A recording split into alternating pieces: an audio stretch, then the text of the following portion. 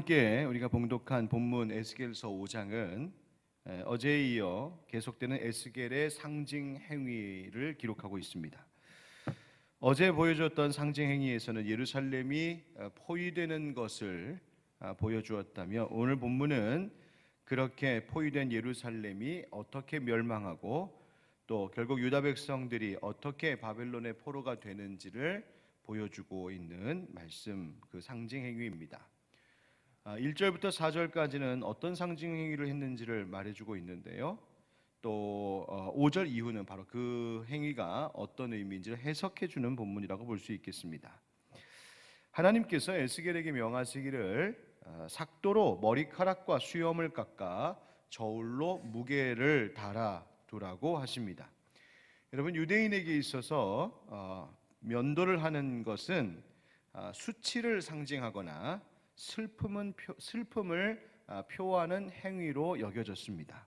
그러니까 예루살렘이 이제 곧 당하게 될 그 수치를 그대로 표현하고 있는 행위인 것입니다.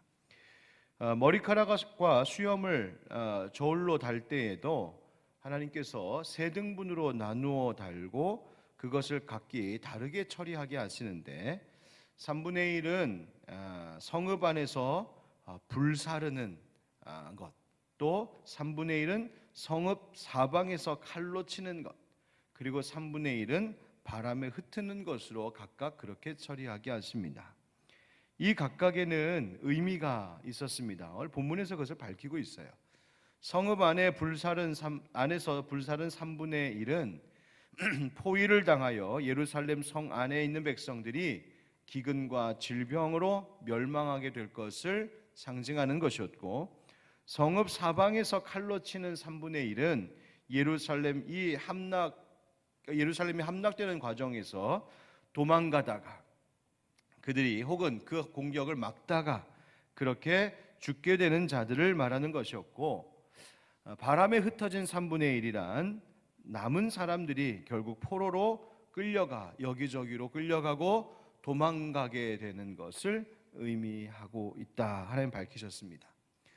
그런데 또 예루살렘의 유다 백성들이 그렇게 다 멸한 것처럼 보이지만, 그러나 그런 중에도 남겨두신 자들, 살아남은 자들이 있었는데, 그런 자들을 보이시기 위하여 3절에 보니까 그 면도한 터럭 중에 조금을 옷자락에 싸서 남겨둔, 그것으로 그렇게 상징하게 하셨습니다.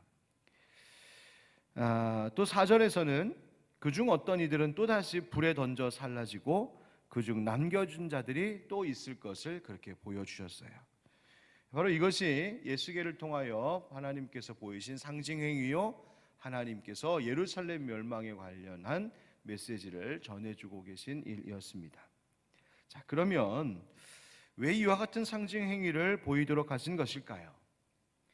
여러분, 이것은 예루살렘에 대한 바로 이 상징인데, 즉 예루살렘이 하나님의 규례를 버리고 율례를 행하지 않는 범죄함으로 받게 된 심판을 말하고 있는 것입니다.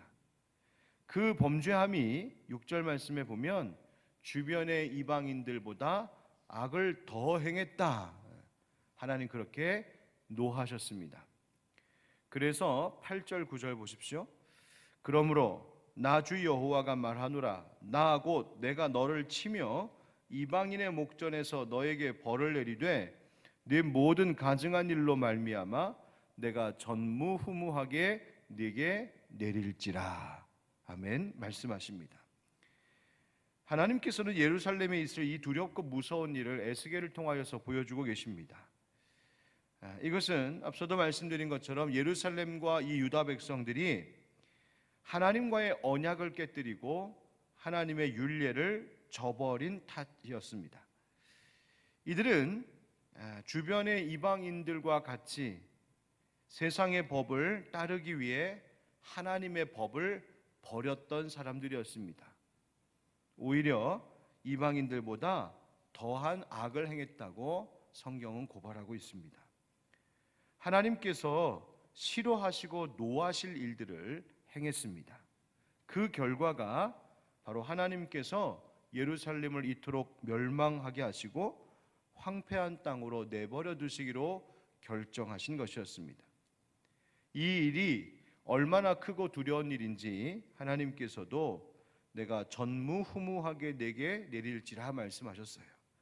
이전에도 없었고 이후에도 이럴 일이 없을 것이라고 말씀하실 정도였습니다. 여러분, 하나님은 사랑의 하나님이심을 믿습니다. 그러나 그것이 우리의 죄를 아무것도 아닌 것처럼 숨길 수 있게 하는 핑계가 될 수는 없습니다. 하나님은 사랑의 하나님이시지만 분명 거룩하신 공의의 하나님이십니다. 거룩하신 하나님의 성품은 죄에 대하여 분노하심, 그리고 죄 가운데 있는 자들을 심판하심으로 이렇게 나타나고 있는 것입니다. 이토록 예루살렘의 멸망이라고 하는 이 무서운 재앙이 다가오는 것을 느꼈던 유다 백성들은 어쩌면 하나님께서 우리가 생각했던 것보다, 우리가 기대했던 것보다 약하신 분이신가? 아니면 우리를 쳐들어오는 이 바벨론과 그들의 섬기는 신들보다 우리 하나님 여호와 하나님이 더 힘이 약하신가? 그래서 우리가 이렇게 혹시 보호를 받지 못하고는 있는 것 아닐까? 그들이 오해했을지도 모릅니다. 그러나 에스겔은 바로 이 모든 상징 행위를 통하여 분명히 말해주고 있습니다. 지금 예루살렘과 유다 백성들에게 임하는 이 모든 고통은 하나님이 약하셔서, 하나님이 바벨론의 신보다 힘이 없어서 이렇게 된 것이 아니라 모두가 다 하나님께서 행하고 계신 일이라는 것을 말해주고 있는 겁니다.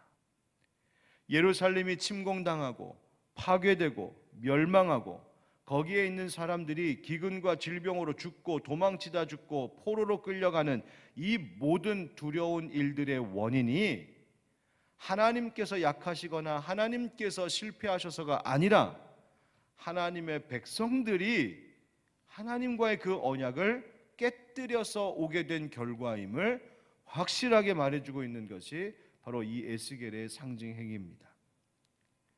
11절 12절 그래서 이렇게 말씀하시는 거죠. 그러므로 나 주 여호와가 말하노라. 내가 나의 삶을 두고 맹세하노니 네가 모든 미운 물건과 모든 가증한 일로 내 성소를 더럽혔은즉 나도 너를 아끼지 아니하며 긍휼을 베풀지 아니하고 미약하게 하리니 너희 가운데에서 3분의 1은 전염병으로 죽으며 기근으로 멸망할 것이요 3분의 1은 너희 사방에서 칼에 엎드러질 것이며 3분의 1은 내가 사방에 흩어버리고 또 그 뒤를 따라가며 칼을 빼리라. 아멘. 이 하나님께서 하나님과의 언약을 깨뜨린 범죄한 이스라엘 유다 백성들을 향하여서 부으신 하나님의 심판이었습니다. 그럼 하나님은 단지 당신의 분노를 참지 못하셔서 마치 화풀이 하듯 그렇게 노를 쏟아놓고 계신 것일까요? 그것이 아닙니다. 거룩하신 하나님은 분명 또한 사랑의 하나님이심을 믿습니다. 자기 백성들이 이 악한 죄에 계속해서 머물러 있는 것을 보실 수 없으셨던 분이십니다. 우리 13절 말씀을 한번 같이 읽어보실까요? 13절 다 같이 시작. 이와 같이 내 노가 다한즉 그들을 향한 분이 풀려서 내 마음이 가라앉으리라. 내 분이 그들에게 다한즉 나 여호와가 열심으로 말한 줄을 그들이 알리라. 아멘. 여기 보니까 13절에 내 노가 다한즉이라고 하나님 말씀하십니다. 하나님의 그 진노하심을 다 쏟아부으시고 그 심판이 이토록 매우 엄중한 것임을 보이신 것입니다. 내 노가 다한즉. 이스라엘이 어땠습니까? 이스라엘 백성들은 자신들이 택함받은 하나님의 백성이니까 아무 문제 없다고, 걱정 없다고, 괜찮다고, 평화롭다고만 자신만만했습니다. 그러나 이런 오만한 생각에 사로잡혀 있는 이 유다 백성들에게 하나님께서는 그 아니라고 오만한 생각을 완전히 지금 깨뜨리심으로 너희의 그런 오만한 생각이 틀렸음을 가르쳐주고 계십니다. 그리고 그것은 뭐라고 말씀하시냐면 나 여호와가 열심히 말한 줄을 그들이 알리라. 내 분이 그들에게 다하였을 때 내가 계획한 이 모든 심판의 일들, 모든 재앙의 일들이 다 그들에게 임하였을 때 그들이 알게 될 것이라고, 나 여호와가 열심으로 말했다는 것을 알게 될 것이라고 말씀하십니다. 이게 무슨 말인가요? 하나님은 실제로 우리가 알다시피 에스겔 선지자 이전에도 수많은 선지자들을 이스라엘 유다 백성들에게 보내셔서 하나님의 말씀을 열심히 들려주셨습니다. 그리고 에스겔에 이어지기까지도 들려주셨습니다. 그런데 듣지 않았습니다. 에스겔이 선포할 때에도 이스라엘 백성들 듣지 않는 자들일 것이라고 하나님 말씀하셨죠. 그래서 듣든지 안 듣든지 가서 선포하라고, 너희 중에 선지자가 있음을 알게 하는 것이 필요하다고 하나님 말씀하셨던 거예요. 이 모든 것이 다 무엇이었다고 하나님 말씀하시냐면 너희를 향한 나의 열심이었나라고 말씀하십니다. 하나님의 열심, 바로 하나님의 열정이었습니다. 하나님의 진심이었습니다. 그리고 그것은 심지어 하나님의 질투하심으로 나타나기까지 했습니다. 그만큼 하나님은 이스라엘 백성들을 진심으로 사랑하고 계셨던 거예요. 하나님의 두려운 진노와 심판, 그리고 이 예루살렘 멸망에는 사실 그 전에 하나님의 뜨거운 사랑이 있었다는 것을 우리 잊지 말아야 됩니다. 그 사랑 때문에 열심으로 말씀하셨어요. 그런데 예루살렘과 유다 백성들이 그 사랑에 합당한, 자신들도 그렇게 하나님을 사랑하는 모습을 보이지 못한 결과로 지금 심판이 임한 겁니다. 여러분, 우리는 어떨까요? 하나님께서는 우리도 그렇게 사랑하고 계신 줄 믿습니다. 지금도 우리를 뜨겁게 사랑하시고 열정적으로 말씀하고 계세요. 하나님은 지금도 우리를 향하여 하나님의 열심을 보이고 계십니다. 우리에게 기록된 말씀 성경을 가질 수 있게 하셨고, 수많은 설교자들을 통하여서 하나님의 말씀을 듣게 하셨고, 또 날마다 하나님 말씀 내가 개인적으로 펼 때마다 하나님께서는 이 말씀을 통하여 내가 너희를 이토록 뜨겁게 사랑한다고 말씀하고 계십니다. 가장 확실한 증거로 예수 그리스도 십자가의 희생을 통하여 하나님께서 우리를 향한 사랑이 얼마나 확실한 것인지를 보여주셨어요. 이 모든 것이 하나님께서 우리를 사랑하심의 열심이었습니다. 그래서 하나님의 노하심마저도 우리를 향하신 그분의 열심 있는 뜨거운 사랑이라는 겁니다. 그런데 우리는 어떨까요? 여러분, 우리는 얼마나 하나님 사랑하고 있을까요? 우리를 이처럼 사랑하시는 하나님께 얼마나 그분을 사랑하고 있는지, 이런 무엇으로 어떻게 고백하고 계십니까?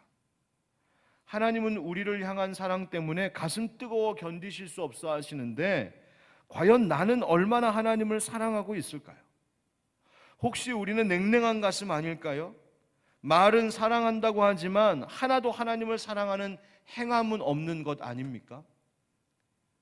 얼마 전 어느 한 목사님의 평생의 설교 사역이 기록된 한 책이 하나 나왔습니다. 우리 하늘빛 광성교회를 개척한, 거룩한 빛 광성교회를 개척한 서울의 선호동 광성교회 원로 김창현 목사님의 설교세계라고 하는 책이 최근에 나왔어요.